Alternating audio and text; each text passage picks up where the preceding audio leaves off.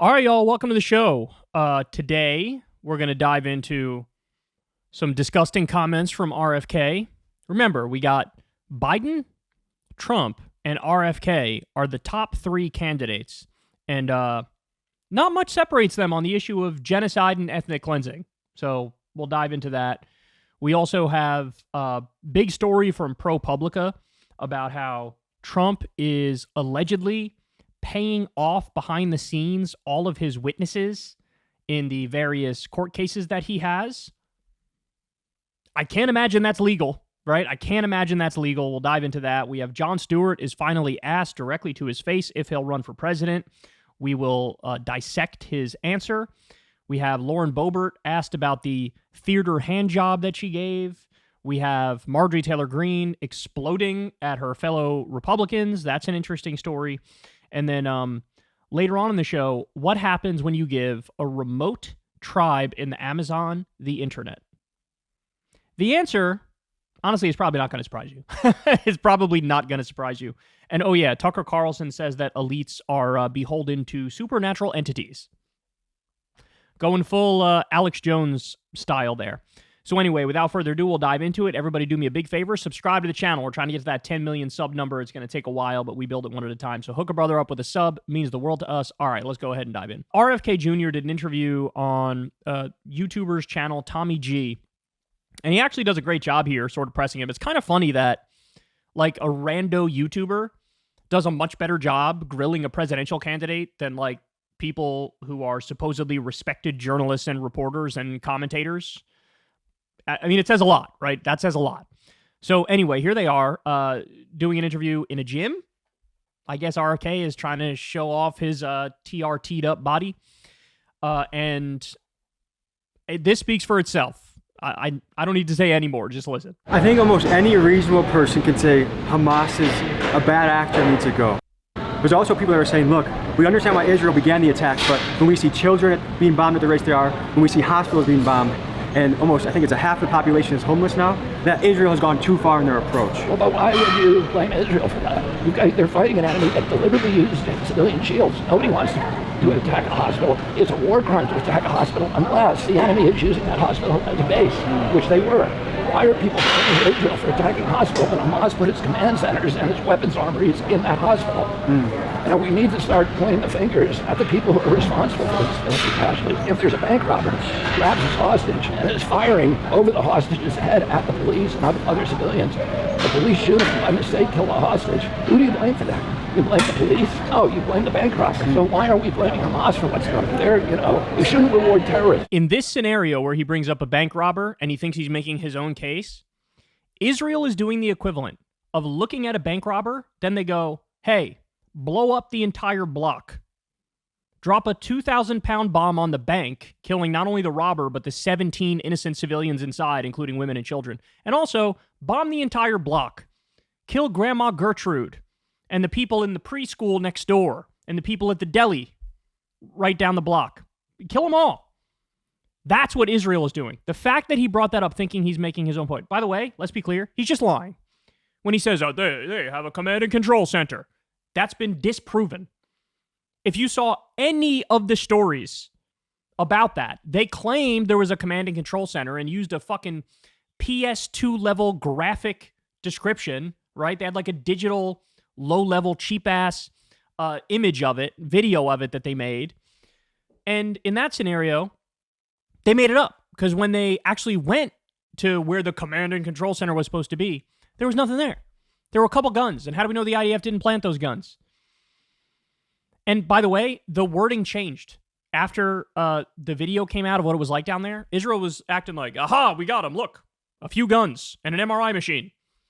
After they looked at that, they changed the wording to a command and control node. They knew command and control center sounded too official and too big with too much stuff in there. So they said, oh, it's a Hamas node. Or it's just the basement of a fucking hospital with an MRI machine where you idiots left some guns and then did a fucking victory lap because you're a bunch of maniacs. So, according to him, we blame Hamas for all of the carnage and the brutality and the devastation and the civilian murders done by Israel. I would love to ask RFK, Now, this guy did a phenomenal job. I'm sure he was unaware of the fact that I'm about to bring up. But he's, command and control center underneath the hospital. Let me show you something. We've gone through this a million times, all of these disgusting, grotesque numbers. But I want you to look down here where I'm circling. Here are the healthcare facilities attacked by Israel. There were 332 of them attacked by Israel. That includes, all sorts of clinics and doctors' offices and probably other kinds of dentists, things like just 332 different variations of healthcare facilities were attacked by Israel. Of them, 29 hospitals were attacked by Israel. 29. Is it your contention, RFK, that all 29 hospitals that were attacked by Israel, they all had a Hamas command and control center underneath? Is that what you think? Is that what you're claiming in front of everybody right now? Even he knows that's not true. Israel didn't even bother to attempt to make that case. What they did is, the first time Israel attacked a hospital, they tried to gum up the works and create plausible deniability, and they said it wasn't us. It was a misfired Islamic Jihad rocket. And people were debating it vigorously online. It was basically split 50-50 or maybe 60-40 because 60% thought it was Israel because a majority are not absolute psychopaths. And then after that first instance, where they tried to create plausible deniability about hospital attacks, then they kept attacking hospitals. And at first it was them, not us. Then with the next hospital attack, there was a command and control center underneath. Then that was debunked. Then every hospital they attacked after that, they didn't even bother with any propaganda. They didn't even bother putting up a veneer of respectability with brazen lies. They just kept attacking. And look, either he didn't see any of that, so he's massively ignorant. I don't buy that. Or he saw it and he's just lying. And he's working backwards from his conclusion of Israel always being good and Palestinians always being bad. Look, I'll come out and say it. What the fuck does the Israeli government have on this man? What the fuck does Mossad have on this man? I've never seen a more pathetic defender of Israeli atrocities than him. What do they have on you? Remember that famous clip of him floating around where he went on, I think it was Andrew Schultz's podcast, and he was like, look, growing up in New York, we always were, everybody was around us. So, I was with Harvey Weinstein, I was with Bill Cosby, I was with Jeffrey Epstein. He brings it up as if it's like some sort of a defense. Like, yeah, no, I've been with all of these absolute monsters of history. I've been with all of these savages. And look, it does raise the question. Jeffrey Epstein, okay, well, we know he was very likely Mossad. We know he was very likely Israeli intelligence. Based on all the evidence, there's a whole bunch of reasons to believe that he was Mossad, including meeting with Israeli prime ministers and that being uncovered, right? So what do they have on you, dude?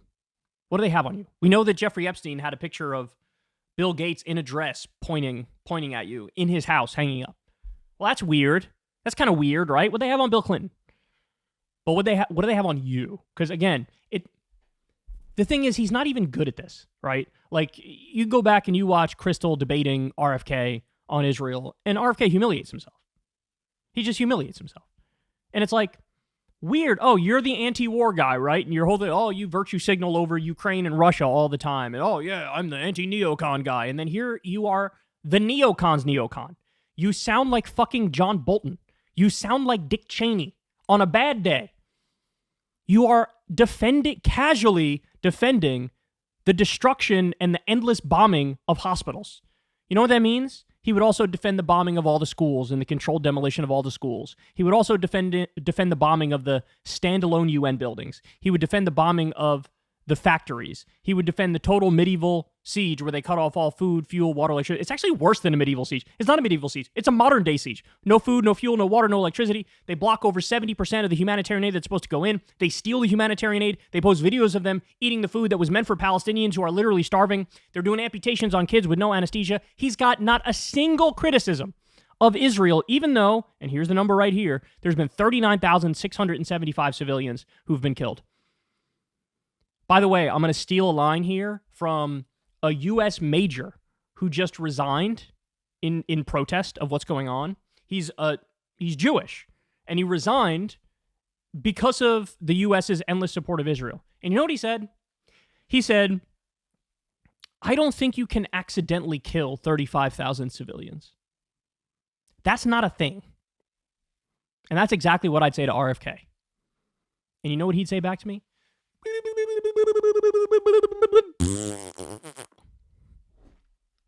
That's what he would say.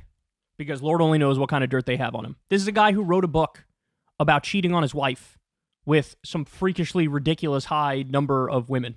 And then she ended up killing herself, by the way, after that. That's the kind of guy we're dealing with here. What other secrets you got, fella? What other secrets you got? Whatever they are, you're really projecting to the world here by defending the endless bombing of hospitals. I have no doubt, none, zero, that if the U.S., if our military decided to bomb 29 hospitals within the next year, he'd have a hell of a lot of criticisms of it. Instead, he's got bupkis. So anyway, our top three candidates: Joe Biden, Donald Trump, RFK, the ones that have the most polling support. They're all the most ardent, pathetic, psychotic, sociopathic Zionists you've ever seen. Cornel West isn't. I'm not even sure he's going to be on the ballots, and he's polling super low. Jill Stein isn't. She's the Green Party candidate. She probably will be on most of the ballots, not all of them, but most of them. But the top three in terms of the numbers, this is what we're dealing with. Hey, y'all, do me a favor and like and subscribe. It helps out big time in the algorithm. Click the bell as well for notifications when videos drop, and watch that video on screen right now. You know you want to.